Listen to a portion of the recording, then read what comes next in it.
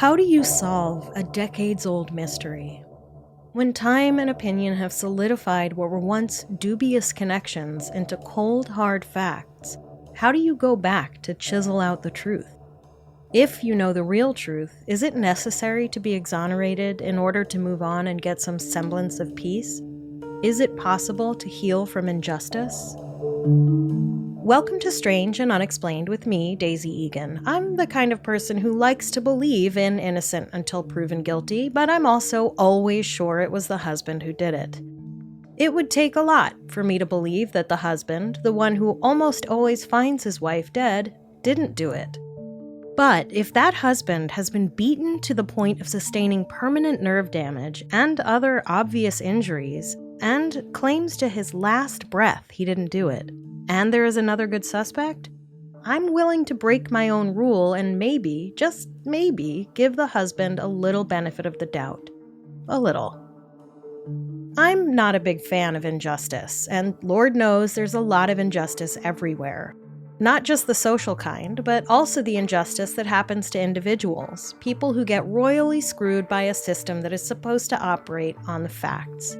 It happens when people lie, or the good guys fail, or shit just goes south. Sometimes it's nobody's fault. Sometimes people just make mistakes. But that doesn't make it okay. Benjamin Franklin once said that it is better that 100 guilty men go free than to have an innocent man be found guilty. I have to agree with him there, for the most part. But sometimes it's hard to know what the truth is, especially when the person controlling the narrative has a score to settle.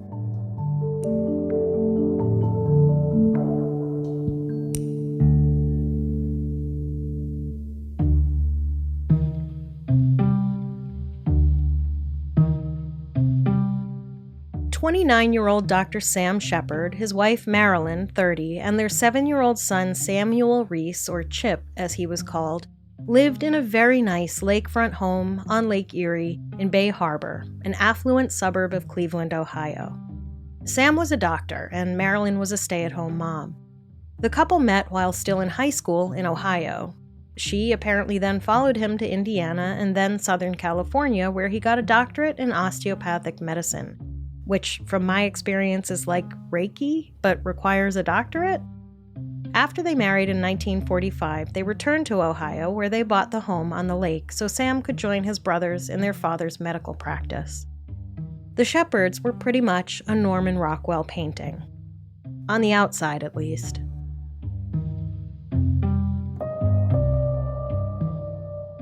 On July 3rd, 1954, Marilyn was 4 months pregnant with her second child and a tad cranky. Her husband had scheduled a party for his hospital colleagues for the next day, the 4th of July, and then told her she'd be hosting. Such was the fate of the 1950s housewife. That night, July 3rd, the next-door neighbors came over for supper. It was a pleasant enough evening, though Sam had had a long day working at the hospital's emergency room, taking a shift away from his usual work as a much-sought-after orthopedic and neurological surgeon.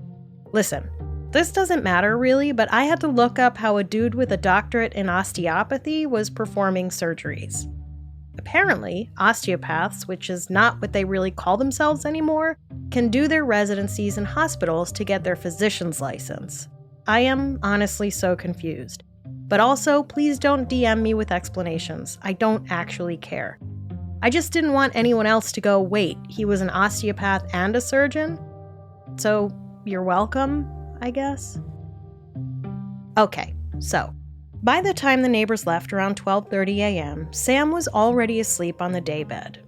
Marilyn said goodbye to their visitors and locked the front door. At around 5:40 on the morning of the 4th, Sam called his friend Spencer Houck, the town mayor, who lived 2 doors down. Frantic, he told him, "They've killed Marilyn." When Houck and his wife, Estelle, arrived minutes later, it was Estelle who went upstairs to see what Sam had meant. There was blood everywhere. Marilyn was lying in it. The sheets on her matching twin bed were soaked in it. The walls were splattered with it. There was a large splotch of it on the wall near the door. Estelle reached to find Marilyn's pulse. It wasn't there. Apparently, though, she didn't relay this horrible information to Sam. It didn't matter, though. According to Sam's testimony, he had already performed this gruesome task. At trial, he would say, quote, "I was struck down. It seems like I was hit from behind somehow, but had grappled this individual from in front or generally in front of me. I was knocked out. The next thing I knew, I was gathering my senses while coming to a sitting position next to the bed, my feet toward the hallway. I looked at my wife. I believe I took her pulse and felt that she was gone." End quote. At 6 a.m., 20 minutes after Sam called his friend Houck, the police were called. Sam told Fred Drenkin, the first law enforcement officer on the scene, that he woke up when he heard Marilyn call out his name. He then ran up the stairs and could see a large presence in a white shirt standing over his wife just inside their bedroom. But before he could determine who the figure was, he said he was hit from behind and rendered briefly unconscious. When he regained consciousness, he heard a noise downstairs, ran toward it, and saw a man running out the door toward the lake. Later, he would testify, quote, "I believe that I, after that, instinctively or subconsciously ran into my youngster's room next door and somehow determined that he was all right. I'm not sure how I determined this. After that, I thought that I heard a noise downstairs, seemingly in the front eastern portion of the house." End quote. Sam was athletic, in good shape, and clearly was coursing with more than enough adrenaline to catch up with the intruder. The two men wrestled. During the fight, though, Sam got knocked out again. When he awakened this time, he was face down at the rim of the lake, his lower half in the water, his t-shirt missing, and the morning sun beginning to edge over the horizon.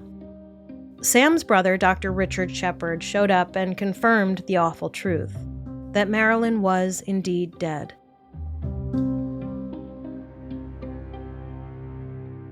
Without being too graphic, Marilyn had been bashed forcibly in the head 15 times with some kind of hard, curved object, which was not left at the scene.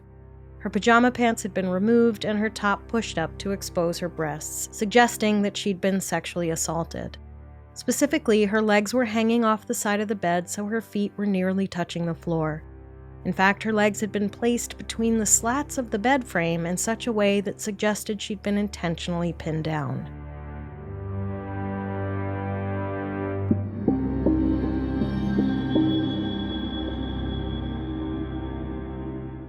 Seven-year-old Chip was quickly shuffled out of the home, with everyone being careful to shield him from seeing anything upstairs. Sam was taken to the hospital. One side of his face was swollen and bruised. 2 teeth had been chipped. His neck was placed in a brace. There was every indication that he had been in the water a while. His feet were wrinkled and he was hypothermic. Back at the house, nobody was paying much mind to keeping the crime scene from being trampled. What we now consider common sense at a crime scene, not touching everything, using gloves and booties and stuff, wasn't common sense back then. Even something as seemingly obvious as not letting random looky-loos walk around as they pleased apparently didn't occur to the police at the scene. A neighbor who was a Cleveland Brown football star even got into the room and later told people what a bloodbath it had been.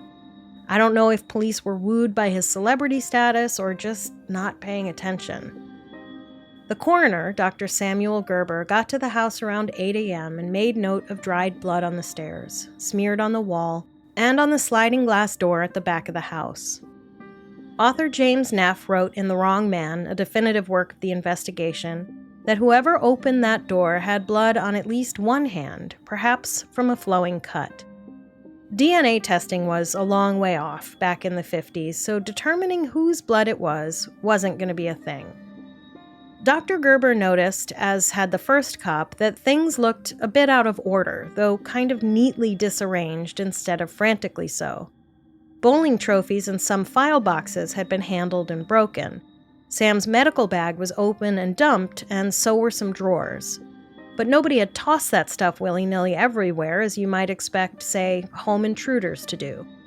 And there was no sign of forced entry.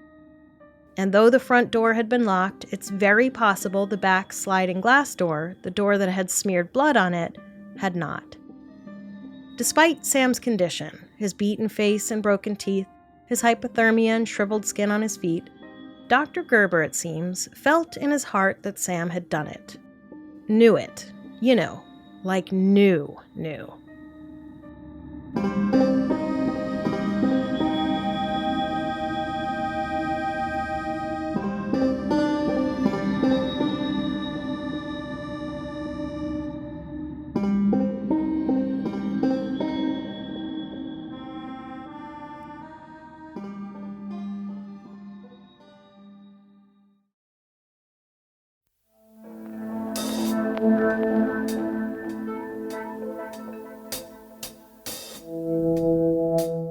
Turns out, the Norman Rockwell facade of a happy home and family may have just been that, a facade.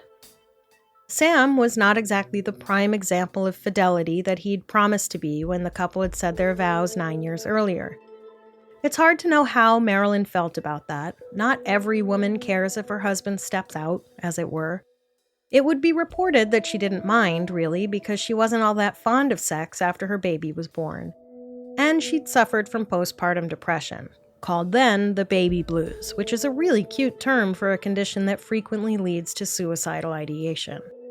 Plus, she told friends that she and Sam did not have the same expectations about their sex life.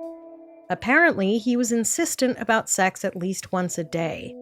Marilyn said he would race home from the hospital in between appointments or surgeries to make sure he was there just after she had her regular afternoon bath. Gross. She was just not that interested, and honestly, I can't blame her. There are few things less sexy than scheduled, planned, expected sex, unless you're doing a booty call, but this ain't it. Some believe Marilyn was also having affairs, though there isn't much evidence of this. And it does seem Marilyn wasn't thrilled about her husband's extramarital dalliances. She didn't want to be known as the frigid wife whose husband had no choice but to find a warm bed outside the home. She wanted respect. Listen, I didn't know the woman, but I think it's safe to say we all want basic respect and we all deserve it. At the very least, I'm sure she didn't want to be embarrassed. In my rulebook, the first edict about philandering is that nobody should get hurt, which is nearly impossible when it comes to philandering. Ethical non-monogamy maybe, but philandering implies lying.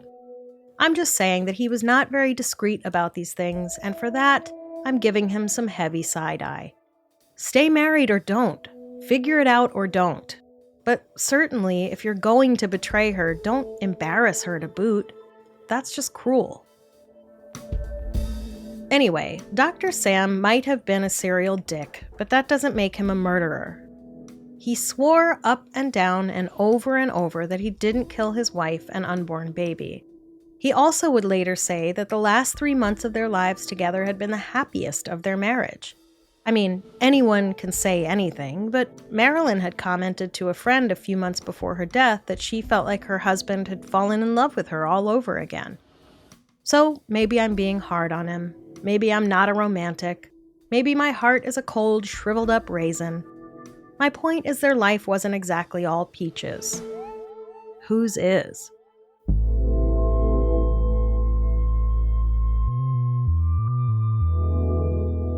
From the get-go, he said that he'd seen a bushy-haired intruder in his house. He'd chased him down and overcame him outside where the two men fought, and he'd been knocked unconscious. And, judging from the injuries to his face and neck, it seemed he, too, was a victim. Unless he beat himself in the face, which is unlikely. Virtually no one, short of Sam's family, believed the intruder's story. Least of all the coroner, Dr. Gerber. Like I said, Dr. Gerber knew Sam was guilty. Listen, I'm no coroner, but I'm pretty sure this guy didn't know anything except that a woman had been bludgeoned to death and somehow blood ended up in other parts of the house. Also, I thought the coroner's job was to determine the manner, cause, and time of death, not whodunit. Turns out, I thought wrong. Yes, even I, stranger, can get things wrong. It almost never happens, of course. But it turns out that back in the old days, some coroners also led the investigations into the whodunit of it all. I'm going to go out on a limb and say they probably weren't as thoroughly trained as, say, actual investigators, but honestly, actual investigators didn't seem too thoroughly trained back then either. In fact, apparently, even today, the coroner doesn't need to be too tremendously trained as a medical professional either. They just need to be a doctor of some kind. It's a political position that anyone can run for and get elected to. Everything is fine. Point is, you might not want to find yourself on the wrong side of your local coroner. James Neff suggests there could have been some professional jealousy at play here. He writes, quote, Gerber knew about the Sheppard doctors, but never met any of them in person. Like some in the Cleveland medical establishment, he did not like them. For one, they were osteopaths, a profession that he associated with inferior training and faulty medical science, end quote. It's worth noting, however, that Sheppard had trained and completed an internship in neurosurgery. So, regardless of Gerber's opinions of how well-trained osteopaths are or are not, this particular osteopath clearly had a lot of medical training. Neff continues, quote, Also, the Sheppards were openly ambitious, always calling the newspapers to get free publicity for Bayview Hospital, recounting emergency room heroics and lives saved.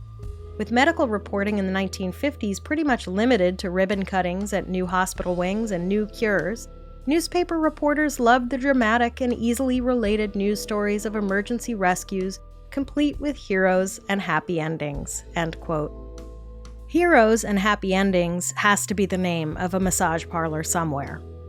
Also, quick side note for levity, when my editor transcribed this quote, she misspelled heroes as herpes. So I thought Neff was actually saying that journalists of the day wanted stories about herpes and happy endings. Needless to say, I was confused.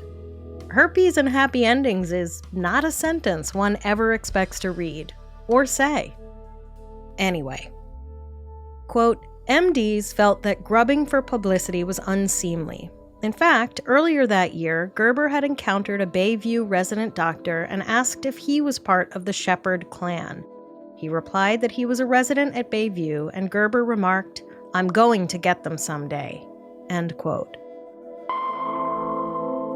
Probably not the guy you want heading up the investigation into the murder of your wife. Gerber had, by the way, almost immediately appointed himself as the lead on the case. Also, I get professional jealousy, but this is a man's wife and his life. Save your petty jealousies for, like, a strongly worded letter to the head of the hospital calling for him to be fired or something.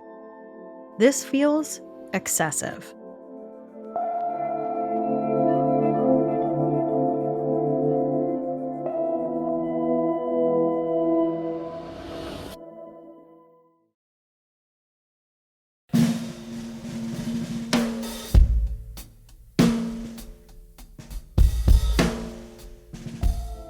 Dr. Gerber quickly announced that the murder weapon had been some kind of surgical instrument. He then arranged for Marilyn's body to be moved to the morgue for autopsy. His next order of business was to visit Sam at the hospital, ostensibly to look him over to see if he had any cuts that might explain the blood on the walls and back door of the house, and to determine if the injuries to his face were real. Sam would later swear Gerber scrutinized his hands at the hospital and found no cuts or wounds. Somehow, though, Gerber wouldn't remember that part, though one would assume he would have been taking notes. He did note that Sam had been fitted with a neck brace and had some pretty serious evidence of facial trauma. Gerber then went back to the house and told detectives now combing the scene and anyone else within earshot that, quote, it's obvious the doctor did it, end quote. Thanks, Sherlock. He told the detectives to go to the hospital and get Sam's confession. Not to interview him, mind you, to get his confession. Impressive work, Doctor. Marilyn wasn't even cold, and he had already solved the crime. Gerber would later say that he'd appointed himself lead in the investigation because it was taking too long, though 12 hours doesn't seem all that long to me in a murder case. Gerber was actually known to be thorough and fair and deeply committed to the burgeoning world of forensic science.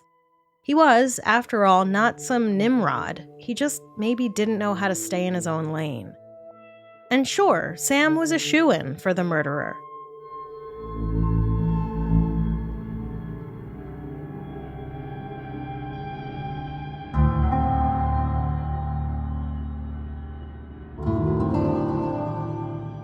Sam's brother, Dr. Richard Sheppard, had put the time of Marilyn's death between 4:40 and 4:45 that morning. But he didn't have the benefit of inspecting the contents of her stomach, which is not a sentence I ever thought I'd say. He was simply judging by the level of rigor he'd seen. Gerber's highly educated deputy coroner, who was a trained pathologist, conducted the autopsy and put Marilyn's time of death between 3:30 and 4:30 that morning. She also confirmed that Marilyn had indeed been 4 months pregnant. But Gerber did some of his own personal doctor math and told reporters her time of death was 3 a.m. I'm not sure what he based that on, especially considering the 2 other experts who'd put her death at half an hour to an hour and 45 minutes later. Back at the hospital, detectives Robert Schottky and Patrick Giraud asked Sam a few questions before informing him that they thought he'd done it. He was appalled. He loved his wife, he said. Stephen Sheppard, another one of Sam's brothers, entered the room to find him beating back the detective's allegations. Sam's brother quickly shut the whole thing down, telling Sam he needed a lawyer.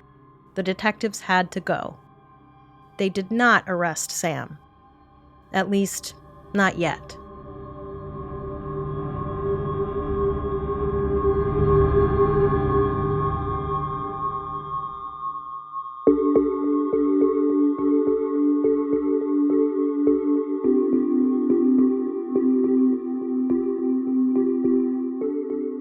Despite Dr. Gerber's insistence and the detective's belief that Dr. Sam Sheppard was guilty of the murder of his wife, without a confession, he was considered innocent, at least technically by the letter of the law.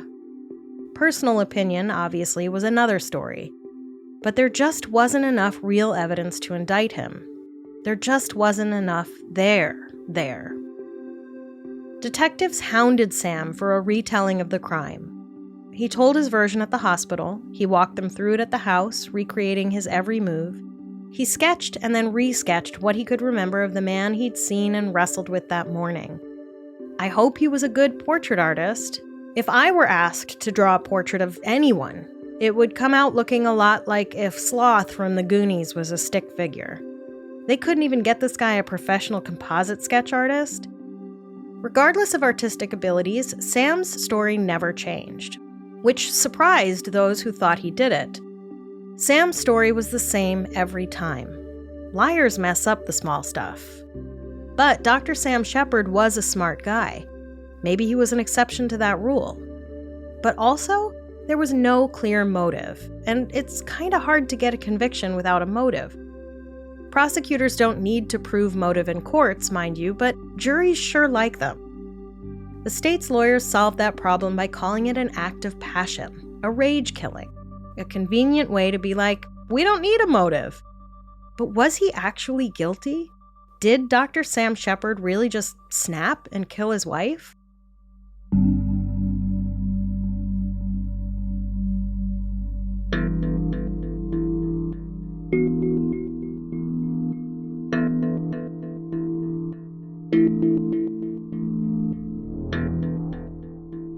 By now, the case tantalized the city, and pretty soon the whole nation was riveted. White upper-middle-class doctors just didn't do this kind of thing in their own lakefront homes with their children in the next room, right? I mean, yes, they do. Anyway, not long after average Americans took an interest, the international press got wind of the good-looking doctor and the blood-soaked aftermath of his wife's killing. Soon, it was a media frenzy. Remember, Sam had had a habit of stepping out on his wife. And where there are extramarital affairs, there's bound to be someone with a story to tell. Competition for news scoops was real, and it wasn't long before a Cleveland plain dealer reporter found one of Dr. Sheppard's former lovers in California, and voila, this case finally had everything. Sex, affluence, a bad boy, a scorned lover, and a dead wife. The hunt was on for more of Dr. Sheppard's conquests in an effort to juice this story up to maximum readership. The Cleveland press, run by a tyrant named Louis Seltzer, veered out of its lane and decided it would be the first to light the torch to start the bonfire that would roast Sheppard.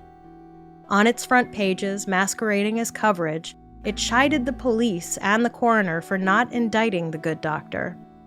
On its front page on July 21st, the headline read, "Why no inquest? Do it now, Dr. Gerber." So the coroner also led the inquest? Okay.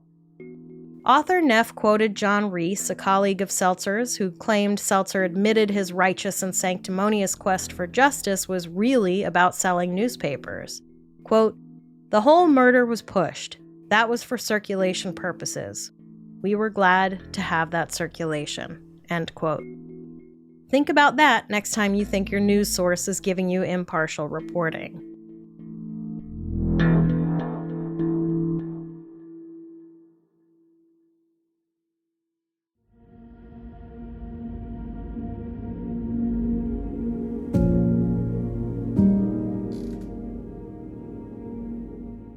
Gerber decided to stage the requested inquest the day after the fair and balanced story that no doubt followed that salacious headline came out, in front of a public audience at a local school. It was a shit show.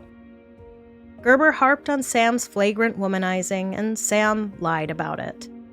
Not a lot of time and testimony, though, was spent on the actual forensics of the case, which may be because they didn't have much, but more on that later. The crowd, which was largely female, booed and laughed at alternative intervals. Like this was a WWF welterweight bout. True crime has been a popular culture obsession since the dawn of crime. After the public debacle, in which Sam's lawyer was thrown out for objecting too much, Dr. Gerber ruled that Marilyn Sheppard had been the victim of homicide due to injuries inflicted by her husband. Of course, he'd decided that long before the inquest. Those findings, by the way, had not appeared on any of the medical documents in the investigation. Nevertheless, Gerber persisted. His judgment would mean the arrest of Dr. Sam Sheppard. Not long after the inquest, another woman came forward claiming to have slept with the very married Dr. Sheppard, and soon there were 4 more women on record claiming the same. And what was once a murder case became a story about a despicable, well-bred heel who brazenly flaunted his mistresses in front of his young, adoring, and beleaguered pregnant wife. Of course he killed her. In an odd aside, Sheppard once told his lawyer that his flagrant philandering only proved Marilyn had a motive to kill him. He just didn't see Gerber's point. He may have been a douchebag, but at least he was a self-aware douchebag, I guess.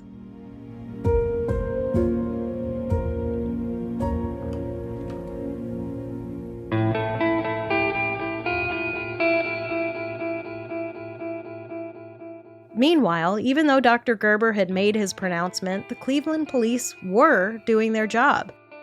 They looked at anyone who might have fit the description that Sheppard had given that tragic morning. Detectives had gone through Marilyn's calendar, noting places she frequented, people she'd written checks to, folks she might have met with in the days prior to her death. So too, the forensic team went back and, with the aid of luminol, found several drops of blood in almost every room of the Sheppard home, including in Chip's bedroom. And while DNA testing wasn't a thing back then, they did usually use blood types to try to narrow down suspect lists. For some reason, the blood found in the Sheppard home was not typed to see if it matched Sam or Marilyn or Chip. On July 30th, 3 weeks after Marilyn's death, a passel of reporters and photographers accompanied the police to the home of Sam Sheppard's parents at the Tony Cleveland Yacht Club, where Sam had been staying since the murder. I don't understand why they had a home in a yacht club, but I don't understand most things about rich people. The story of the impending arrest had been leaked to the public, and people were lined up at the private club's gates to watch Dr. Sam Sheppard step out of his parents' home in handcuffs. The whole thing was horrifying to his parents. especially to his mother who loved her privacy and her place in Cleveland society. Possibly also because it would be mildly embarrassing, at the very least, to have a son accused of bludgeoning his wife to death. Also, I would think hopefully they were horrified that their daughter-in-law had been murdered. But sure, privacy and place in society. Sam then went through a harrowing 3-day-long grilling that he would later describe as, quote, mental torture at its worst. Hour after hour, they shouted at me, accused me, insulted me and members of my family. They tried to trick me by questioning me about facts they knew were not correct. A psychological breakdown was exactly what these people were looking for, end quote. But he didn't break.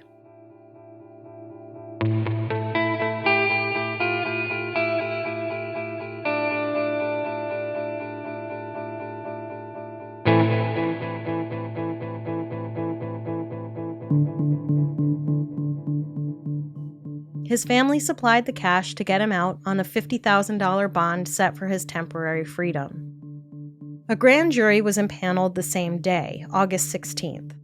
I have to say, I'm very confused about the order in which this whole thing played out. There was an inquest at which he was found responsible for the murder, he was arrested and released on bail, and then a grand jury was called? Turns out, this is how stuff worked in coroner inquest days. The coroner would narrow down the suspect, police would use the guidance to zero in on someone who may or may not have been guilty, and then prosecutors would use all that info to try to convince a grand jury to indict. After that, an actual trial would take place with a new jury. If you think people are tried in the press today, imagine what it was like back then. Anyway, when Sam was indicted for first-degree murder, he was picked up and returned to custody where he would await trial. He'd been out for a little more than a day. And this, stranger, is what we in the business call a cliffhanger. That's where we'll be leaving this episode. But it's not the end of the story.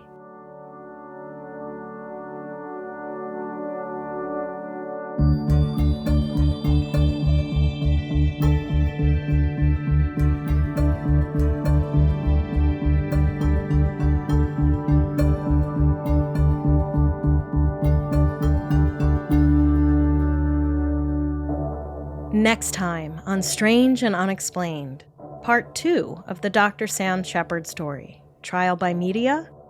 Strange and Unexplained is a production of Three Goose Entertainment with help from Grab Bag Collab. This episode was written by me and Amy Wilson, who also did the research.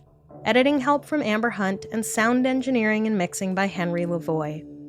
If you have an idea for an episode, head to our website, strangeandunexplainedpod.com, and fill out the contact form. I will write back.